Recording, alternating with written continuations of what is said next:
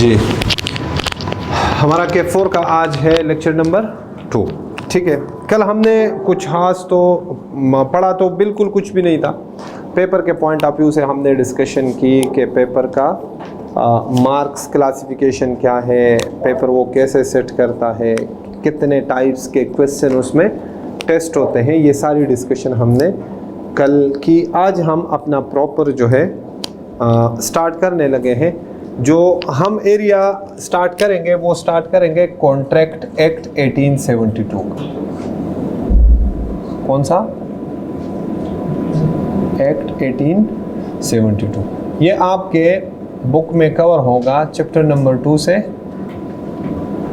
Chapter number 10। ठीक है, chapter number 1 अभी हम नहीं पढ़ रहे, वो कॉन्स्टिट्यूशनल प्रोविजंस है, वो इंशाल्लाह हम जब ये पढ़ेंगे कॉन्ट्रैक्ट एक्ट उसके बाद वो पढ़ेंगे। छोटा सा चैप्टर है लेकिन उसमें चीज़ें थोड़ी सी टेक्निकल तो नहीं है, आसान है, लेकिन वो थ्योरेटिकल एरिया है, उसमें केस स्टडी और ये चीज़ें कभी वो टेस्ट नहीं करता, सीधे सीधे क्वेश्चन वहाँ से टेस्ट होते हैं। ठीक है, तो हमारे पेपर का नाम क्या है? Business law.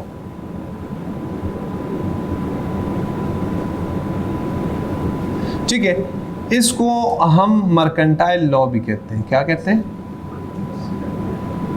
Mercantile law. ठीक है, वर्ड यूज हो रहा है बिजनेस, तो आपको पता चल गया होगा कि बिजनेस किसे कहते हैं। बिजनेस का तो पता है ना। साथ में क्या वर्ड लगा हुआ है? मुझे कोई बता सकता है कि लॉ का मतलब क्या है? कानून। ये तो आपने मीनिंग बता दी ना, मतलब लॉ किसे कहते हैं? लॉ का मतलब क्या है? जी, गुड। सोसाइटी को रेगुलेट करने के लिए जो स्टेट अपने रूल्स एंड रेगुलेशन सेट करता है, डिफिनीशन हम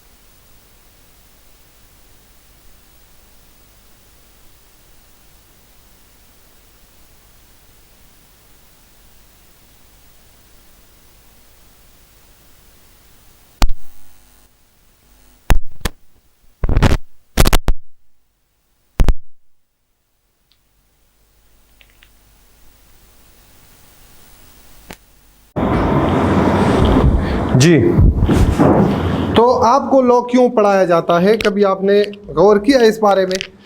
वो इसलिए पढ़ाया जाता है कि मैं आपको एग्जांपल दे रहा था कि इधर अकाउंटेंट चार्टर्ड अकाउंटेंट नहीं है, लेकिन आखिर में ऑडिट के लिए आपको चार्टर्ड अकाउंटेंट की ज़रूरत पड़ेगी। फिर चार्टर्ड अकाउंटेंट्स जो है ये की पोस्ट पे होते हैं। किस पे होते हैं? तो आपको इतना वो वकील बनाना चाहते हैं कि जनाब इनका डेली बेसिस पे कभी सिग्नेचर कर रहे होते हैं, कभी किसी के साथ कॉन्ट्रैक्ट कर रहे होते हैं, कभी किसी से गुड्स परचेज कर रहे होते हैं ऑन बिहाफ ऑफ एम्प्लॉयर या कंपनी या अपना कोई बिजनेस। तो इनको कम अज कम हमने एक सुप्रीम अकाउंटेंट बनाना है, तो इसको जो डेली रूटीन बेसिस के लॉ के प्रोविजंस है ना वो हम समझा दे कि ये हर बार वकील को कॉल ना करे कंसल्टेंट को कि जनाब मैं ये काम करने लगा हूं। ये जो लॉ आप जितने डिटेल में सीए में पढ़ते हो वकील इतने डिटेल में नहीं पढ़ते। हम क्यों डिटेल में पढ़ते? हमारी मजबूरी है, क्योंकि हमारा पेपर उस लेवल का टेस्ट होता है। मेरे एक दोस्त है चार्टर्ड अकाउंटेंट है, तो उन्होंने LLB भी किया हुआ है, मैं भी कर रहा हूं, मेरा स्टार्ट है, ठीक है। उन्होंने कंप्लीट कर लिया, तो वो मुझे बताते थे, फिर अभी मैंने जब खुद पढ़ा है तो मुझे समझ में आ गया। मैंने कहा सर बिजनेस, कहता है बिजनेस लॉ में वकील हमारे साथ बात नहीं कर सकते। बिजनेस लॉ वकीलों ने कुछ भी नहीं पढ़ा होता, उनको पता ही नहीं होता। हाँ, उनके पास इस वजह से नॉलेज होता है क्योंकि वो प्रैक्टिकली इस फील्ड में होते हैं, तो वो इन चीजों को, वरना अगर पढ़ने के लिहाज से देखे ना तो हमारा जिस लेवल का पेपर आता है, उनके पेपर में 5 क्वेश्चन आते हैं, क्वेश्चन के 20 नंबर होते हैं, बस सीधा सीधा, कोई सिनेरियो बेस नहीं, कोई नहीं, बस ये लिख दो, ये लिख दो, वो लिख दो। समझ में आ रही बात? तो आप लोगों को पढ़ाने का मकसद सिर्फ और सिर्फ ये है कि डेली रूटीन में जो हम ट्रांजैक्शंस, लॉ से रिलेटेड जो प्रोविजंस हम फेस करते हैं उसके इम्पैक्ट का हमें पता हो, कि चार्टर्ड अकाउंटेंट को ये पता हो कि जनाब मैं इस कागज़ के ऊपर साइन कर रहा हूं तो मेरे क्या राइट्स, क्या रिस्पॉन्सिबिलिटीज़, क्या ड्यूटीज़ अटैच हो सकती है इस साइन के साथ। मैं किसी के साथ ये गुड्स परचेस कर रहा हूं, अच्छा तरीकाकार क्या है कि ये मुझे बाउंड हो जाए। अगर इसने मुझे गलत गुड्स दे दिए जो मेरी डिमांड थी, कोई धोखा दे दिया, पैसे नहीं दिए, तो अपने आप को इतना सिक्योर कर सकूं कि कोर्ट में कल आराम से इससे ये केस जीत सकूं, इसको कोर्ट में क्लेम कर सकूं, मुझे नुकसान, मतलब आसान अल्फाज में मतलब ये है कि आप डेली बेसिस पे जो लोग लैक ऑफ नॉलेज की वजह से नुकसान में जाते हैं, आप उस नुकसान में ना जाए। ठीक है, तो ये मैंने थोड़ा सा बेसिक। अब हम आ जाते हैं अपने टॉपिक के ऊपर, कॉन्ट्रैक्ट एक्ट 1872। जी, कॉन्ट्रैक्ट एक्ट 1872 क्या है? अच्छा, एक और चीज, आप लोग एक्ट कैसे कहते हैं? 2 तरह के वर्ड आपको लॉ में मिलेंगे। एक मिलेगा एक्ट, ये चैप्टर 1 में पढ़ेंगे, लेकिन जो चीजें यहाँ पे थोड़ी डिटेल में पढ़ेंगे, ठीक है, लेकिन जो चीजें यहाँ पे थोड़ी बहुत डिस्कस हो रही है, मैं आपको आसान अल्फाज में इसका मतलब बता दूं। जी, एक्ट कैसे कहते हैं और ऑर्डिनेंस कैसे कहते हैं? एक्ट जो होता है ना, वो हम प्रॉपर प्रोसीजर, ये कंप्लीट लॉ होता है। क्या होता है? क्यों कंप्लीट होता है? क्योंकि ये जो हमारा सिस्टम है पार्लियामेंट, ये लॉ उससे पास हुआ होता है एक प्रॉपर प्रोसीजर के थ्रू, तो इसलिए इसको हम क्या कहते हैं? Complete law. ये parliament members of national assembly bill pass करते हैं, उस पर डिस्कशन होती है, 2/3 मेजॉरिटी आता है, वो सेनेट में जाता है, सेनेट से पास होके आता है, फिर प्रेसिडेंट के पास जाता है, प्रेसिडेंट उस पर साइन करता है, तो वो लॉ बन जाता है। इसलिए उसको हम कौन सा, और पार्लिमानी निज़ाम हुकूमत हमारे आईन में है, पाकिस्तान में ये निज़ाम हुकूमत है। Parliament is the supreme authority in Pakistan, law making authority. ये अथॉरिटी किसके पास है पाकिस्तान में? पार्लियामेंट। तो पार्लियामेंट से जो भी लॉ पास होता है, वहां से फॉर्मेशन होती है, उसको हम क्या कहते हैं? एक्ट। ऑर्डिनेंस जो है ये डायरेक्ट ऑर्डर्स ऑफ प्रेसिडेंट होते हैं।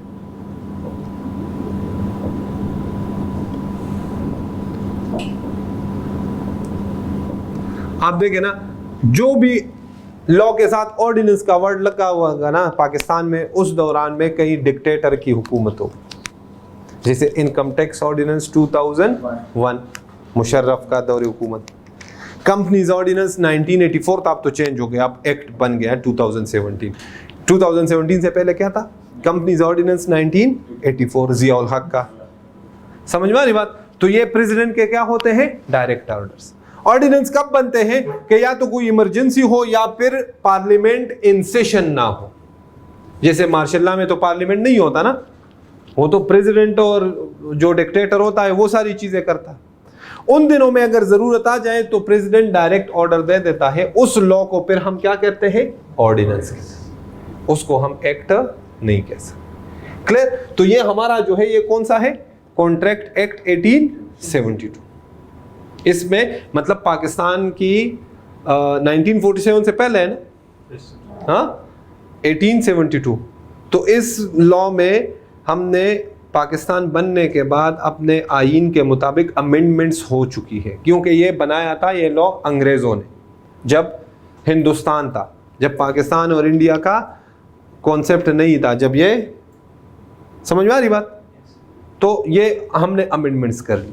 अब कॉन्ट्रैक्ट एक्ट 1872 में सबसे पहला कॉन्सेप्ट आता है कॉन्ट्रैक्ट का। ये 2-3 दिन जो है ना आपने मुझे सुनना है, जहां पे भी थोड़ी सी भी कंफ्यूजन हो ना आपने पूछना है, क्योंकि ये 3-4 दिन जो मैं पढ़ाऊंगा ना इस पे आपका सारा कॉन्ट्रैक्ट एक्ट डिपेंड करता। ठीक है? तो आपने ये कॉन्सेप्ट्स क्रिस्टल क्लियर करने हैं कि सर ये बात समझ नहीं आई, फिर बता दें। ठीक है? सबसे पहले आता है कॉन्ट्रैक्ट। कॉन्ट्रैक्ट किसे कहते हैं? कॉन्ट्रैक्ट एक्ट 1872 डिफाइन करता है कॉन्ट्रैक्ट को कि in agreement enforceable by law. क्या चीज? In agreement enforceable by law. कह रहे हर वो एग्रीमेंट जो क्या हो, इन्फोर्सेबल बाय लॉ हो, तो उसको हम क्या कहेंगे? कॉन्ट्रैक्ट।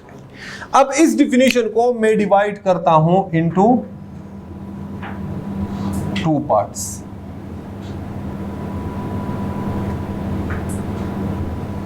एक पार्ट हो गया एग्रीमेंट का और दूसरा इन्फोर्सेबल बाय लॉ। एग्रीमेंट किसे कहते हैं?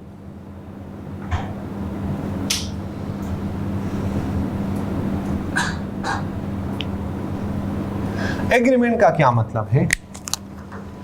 कहते हैं अभी 2 पार्ट्स में कर लिया, अब हमें पता नहीं है, पार्ट ए हम देख लेते हैं कि एग्रीमेंट का क्या मतलब है। एग्रीमेंट भी तो हमने पहले नहीं पढ़ा, तो हम एग्रीमेंट को एलेबोरेट कर लेते हैं। एग्रीमेंट का क्या मतलब है? Every promise and every set of promises. ठीक है? कह रहा है एग्रीमेंट किसे कहेंगे? Every promise and every set of promises. फिर हमने प्रॉमिस का तो हमें पता था ना, किसे कहते हैं? वादा। ठीक है? वही वादा है, लेकिन लॉ इसको, अब लॉ के मुताबिक डिफिनीशन क्या है, मतलब वही बनता है। प्रॉमिस किसे कहते हैं? कहते प्रॉमिस कहते हैं जनाब,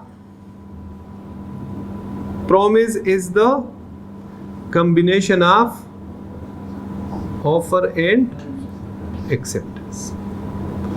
कह रहे प्रॉमिस किसे कहते हैं? लिख ले बेशक। Promise is the combination of offer and acceptance. कह रहे जब कभी एक पार्टी की तरफ से ऑफर हो और दूसरी पार्टी की तरफ से क्या हो? एक्सेप्टेंस, तो क्या बन जाता है? प्रॉमिस। क्या बन जाता है? प्रॉमिस। ठीक हो गया? फॉर एग्जाम्पल, भाई का नाम क्या है? तलहा। तलहा को मैं कहता हूं, इधर सुनिएगा, तलहा को मैं कहता हूं, तलहा ये मारकर मैं आपको 100 रुपए का सेल करना चाहता हूं। ये मैंने क्या किया? ऑफर दी कि नहीं? तो मतलब नॉर्मल रूटीन में जिसको हम ऑफर समझते हैं, लॉ भी उसी को ही ऑफर कहता है, कोई डिफरेंट चीज नहीं है। मैंने क्या कहा? तलहा ये मारकर मैं आपको कितने का सेल करना चाहता हूं? 100 रुपए। ये मैंने तलहा को क्या दिया, ऑफर। अब्दुर्रहमान की तरफ से क्या गया भाई, क्या गया, ऑफर। दूसरे साइड पे कौन है, तलहा जी। तलहा के पास कितने ऑप्शन है, दो ऑप्शन है, कोई जबरदस्ती नहीं है। चाहे तो कहे हाँ ले लो अब्दुर्रहमान 100 रुपये मार कर दे दो, चाहे तो अच्छा 100 रुपये ना दे, हाँ ना में 100 रुपये बाद में हम देखेंगे। वो बेशक हम कहते हैं चलो मैं कल मार कर दूंगा और आज मैं आपको कल मार कर दूंगा, वो कहते हैं ठीक है कल पैसे ले लेना। तलहा के पास कितने ऑप्शन है, 2। या तो मना कर दे कि नहीं मुझे नहीं, या फिर यस कर। अगर यस करता है, क्या करता है, तो इसका मतलब क्या है कि तलहा ने अब्दुर्रहमान को क्या दे दी, एक्सेप्टेंस। क्या दे दी, एक्सेप्टेंस। देखें ऑफर है भाई, है हाँ, एक पार्टी की तरफ से ऑफर है, दूसरी की तरफ से क्या है, एक्सेप्टेंस। तलहा और अब्दुर्रहमान के दरमियान क्या बना, प्रॉमिस। क्या बना, प्रॉमिस। इस प्रॉमिस के को आज के बाद आप क्या कहोगे,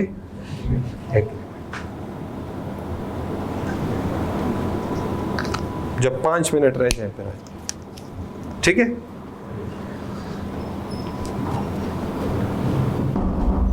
इस प्रॉमिस को आज के बाद हम क्या कहेंगे, एग्रीमेंट। मतलब प्रॉमिस को लॉ में क्या कहते हैं, एग्रीमेंट। जिसको हम प्रॉमिस कहते हैं ना, उसी प्रॉमिस को लॉ क्या कहता है, एग्रीमेंट। क्या कहता है, एग्रीमेंट। ठीक हो गया।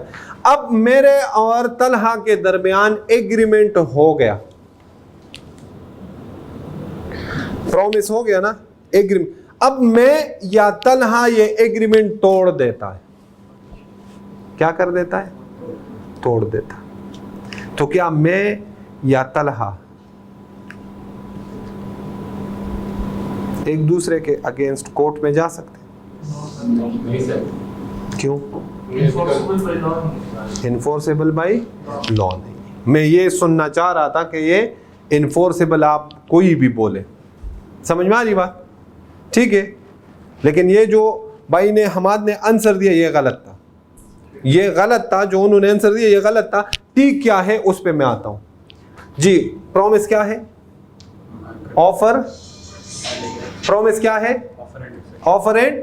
ऑफर की समझ आ गई, किसे कहते हैं, डिटेल में पढ़ेंगे, पूरा चैप्टर है ऑफर एंड एक्सेप्टेंस के ऊपर, पूरा चैप्टर है।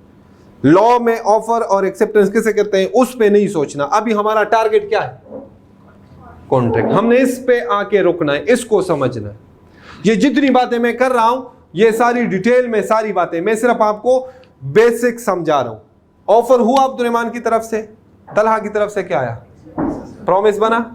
इस प्रॉमिस को क्या कहते हैं, एग्रीमेंट। अब प्रॉमिस कहते हैं ना, प्रॉमिस कहते हैं ऑफर एंड एक्सेप्टेंस को। इस प्रॉमिस को आज के बाद क्या कहेंगे, एग्रीमेंट। ये वाला पार्ट कंप्लीट हुआ। किसी का कोई क्वेश्चन भाई, हुआ किसी का कोई क्वेश्चन है? अब आ जाए सेकंड पार्ट पे। कौन से पार्ट पे, सेकंड पार्ट क्या था, इन्फोर्सेबल बाय लॉ। कह रहे एग्रीमेंट अगर क्या हो भाई, एग्रीमेंट अगर क्या हो, इन्फोर्सेबल बाय लॉ हो, तो फिर क्या बन जाएगा, कॉन्ट्रैक्ट। एग्रीमेंट तो हमने बना लिया ना। एग्रीमेंट आसान अल्फाज में लिख ले, एक स्टेटमेंट लिख ले कि agreement is the sum total of offer and acceptance. बस एग्रीमेंट क्या है, sum total of offer and acceptance. Agreement क्या चीज है, is the sum total of offer and acceptance. ठीक हो गया, क्लियर है ना। अब आ जाए किस पे, इन्फोर्सेबल बाय लॉ, कि ये एग्रीमेंट इन्फोर्सेबल बाय लॉ है कि नहीं, मैंने बनाया हुआ। इन्फोर्सिबिलिटी पहले समझिएगा, इन्फोर्सिबिलिटी किसे कहते हैं। इन्फोर्सेबल बाय लॉ का मतलब क्या है,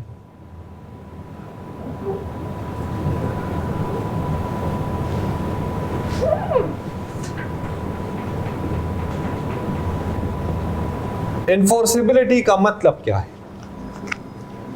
इन्फोर्सिबिलिटी का मतलब क्या है।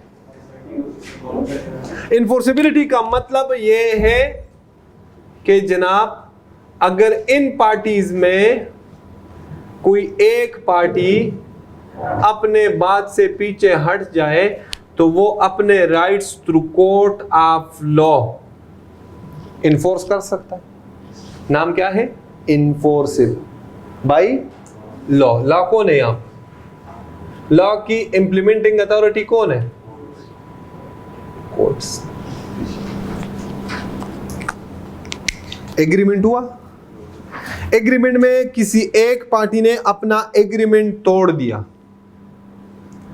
जिसने तोड़ा उसने ज्यादती की, जिसके अगेंस्ट तोड़ा गया उसके साथ ज्यादती हुई, जिसके साथ ज्यादती हुई क्या वो दूसरे बंदे के साथ जिसने ज्यादती की कोर्ट में जा सकता है, उसकी शिकायत लगा सकता है कि जनाब इस बंदे ने मेरे साथ प्रॉमिस किया था, अपना प्रॉमिस तोड़ दिया, इसको कहे कि अपना प्रॉमिस पूरा करे? लॉ कहता है हाँ कोर्ट में आ सकता है, लेकिन उस एग्रीमेंट के लिए जो एग्रीमेंट क्या होगा? Enforceable by law. हम ये सीख रहे हैं।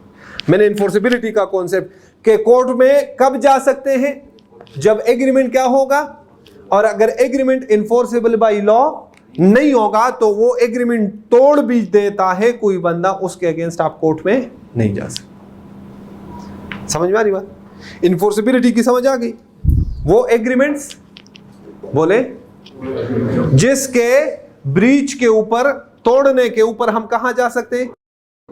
तो हम कहेंगे कि ये एग्रीमेंट्स कौन से हैं? Enforceable by law.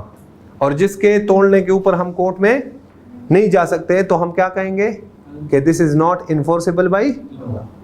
तो एग्रीमेंट अगर इन्फोर्सेबल बाय लॉ हो तो क्या बन जाता है? अब इन्फोर्सिबिलिटी के कॉन्सेप्ट में आता हूं कि ये होता क्या है। मैंने इन्फोर्सिबिलिटी का आसान मतलब बता दिया। मतलब क्या है कि अगर कोर्ट में जा सकते हैं तो ये क्या है? Enforceable by law. और अगर कोर्ट में नहीं जा सकते तो this is not enforceable by law. मेरी बात समझ आ रही है?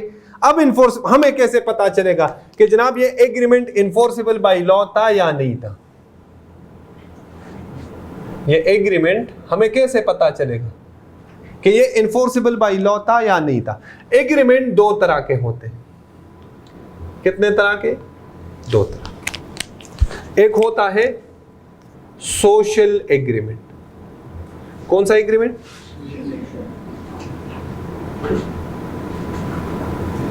दूसरा होता है लीगल एग्रीमेंट। दूसरा क्या होता है? Legal agreement. अच्छा, अब अपनी बात पे आ जाते हैं। चले छोड़े, अब शुरू है। एक कौन सा होता है? Social agreement. दूसरा legal. Social agreements are not enforceable by law. मतलब अगर ये एग्रीमेंट्स तोड़ते हैं ना हम,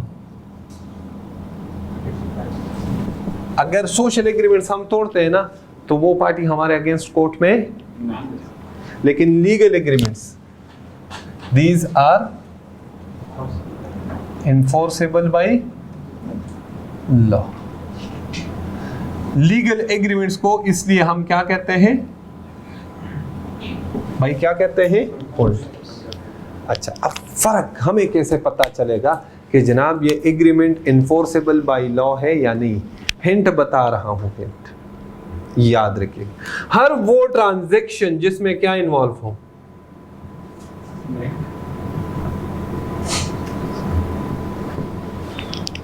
बस ये वर्ड याद रखिए। हर वो ट्रांजैक्शन जिसमें क्या इन्वॉल्व हो?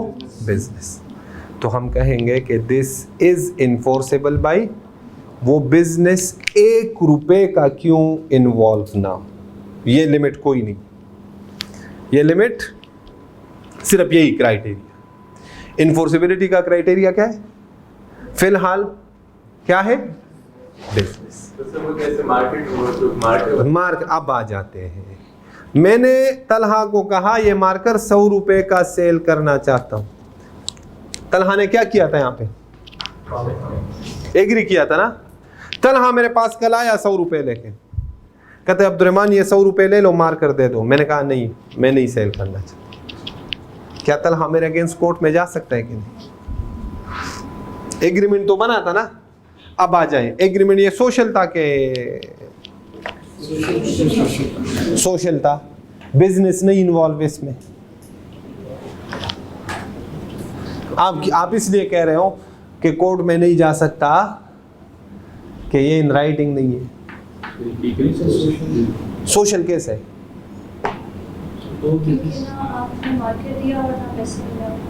नहीं, ये जो एग्रीमेंट जिसके लिए हम एग्री हुए थे वो तो बाद में था ना। एविडेंस नहीं है, ये आपके में आएगा। इन राइटिंग नहीं है, ये आपके जहन में आएगा। एविडेंस नहीं है। समझ में आ रही बात? याद रखिएगा, कॉन्ट्रैक्ट बनाने के लिए इंटेंशंस की ज़रूरत होती है। इन राइटिंग की कोई किसी किस्म की लॉ में रिक्वायरमेंट नहीं है कि ये कॉन्ट्रैक्ट आपने बनाना है, ये एग्रीमेंट बनाना है तो ये तब इन्फोर्सेबल बाय लॉ होगा जब इन राइटिंग होगा। नहीं, ये बात कहीं पे भी नहीं। मैंने आपको कहा बिजनेस इन्वॉल्व है, मैं क्या प्रॉमिस कर रहा हूं? मारकर उसके बदले 100 रुपए, तो बिजनेस इन्वॉल्व है कि नहीं?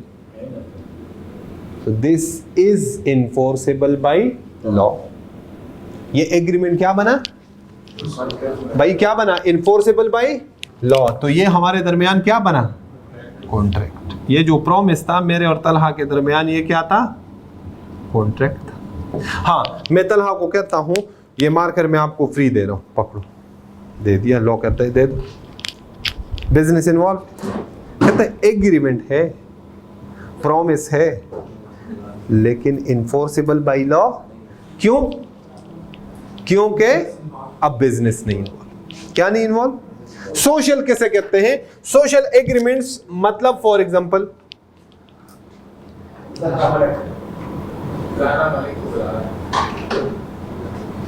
मुझे अच्छा, मुझे लगा कि वो कोई बच्ची मुझे बुला रही। आपको कोई बुला रहे?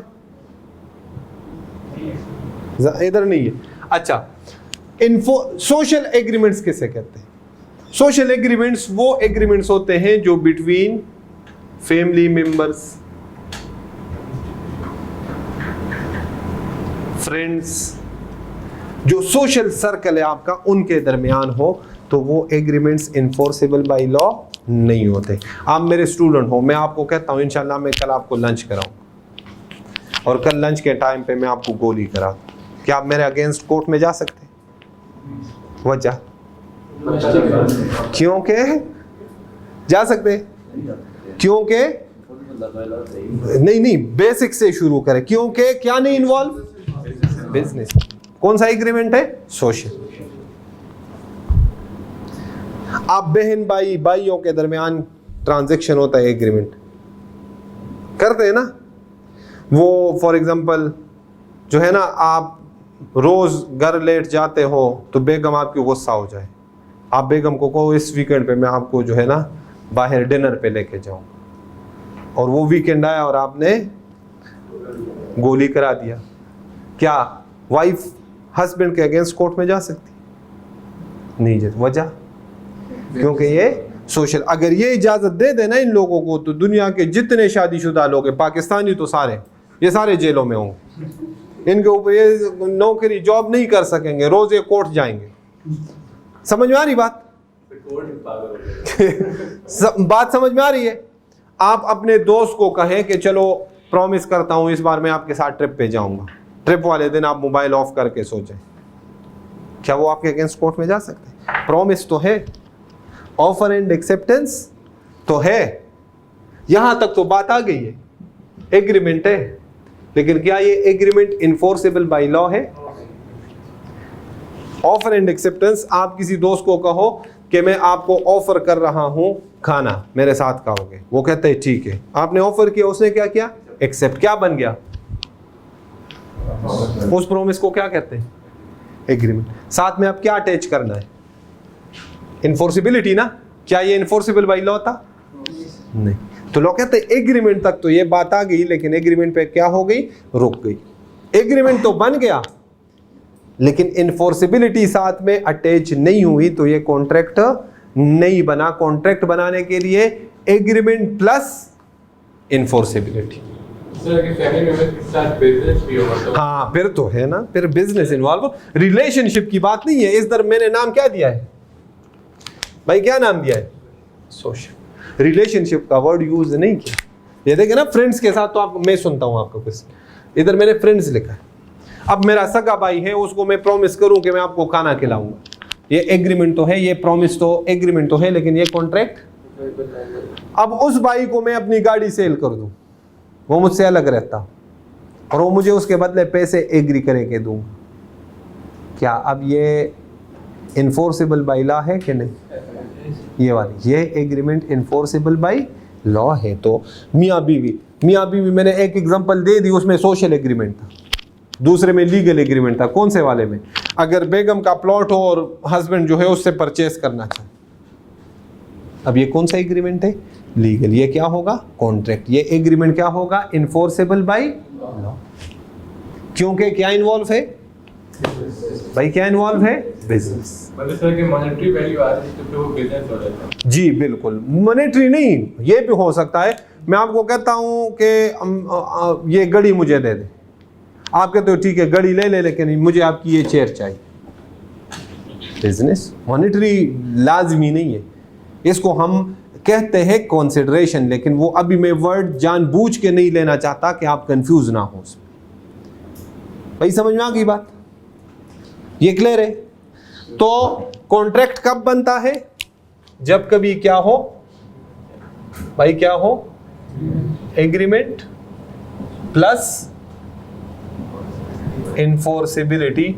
तो हमारे पास क्या बन जाता है? कॉन्ट्रैक्ट। इन्फोर्सेबिलिटी का दूसरा मतलब क्या होता है? इन्फोर्सेबिलिटी का दूसरा मतलब होता है इसके साथ, ठीक है, court of law, to attend legal consequences. Enforceability का मतलब क्या है? To attend legal consequences. जनाब अगर आप किसी ऐसे एग्रीमेंट में एंटर हो गए जो इन्फोर्सेबल बाय लॉ था और वो पूरा नहीं किया, तो आपको बाद में क्या अटेंड करने पड़ेंगे भाई? क्या अटेंड करने पड़ेंगे? Legal consequences. कोर्ट आपके अगेंस्ट क्या लेगा? एक्शन। कोर्ट आपके अगेंस्ट क्या लेगा? एक्शन। समझ में आ रही बात? तो एग्रीमेंट प्लस जब क्या मिल जाए तो क्या बन जाता है? भाई क्लियर? हाँ काफी है इतना जी। नोट्स दिखाएं। ये आपने सिर्फ और सिर्फ मतलब कुछ भी आगे नहीं पढ़ना। हाँ बस अभी कुछ नहीं पढ़ना। ये जो लेक्चर नोट किया है ना, ये आपने घर जाके इसी को ही रिवाइज करना है। मैं इंशाल्लाह ये पूरा हफ्ता जो है ना, फ्राइडे तक ये बेसिक्स पे लगाऊं।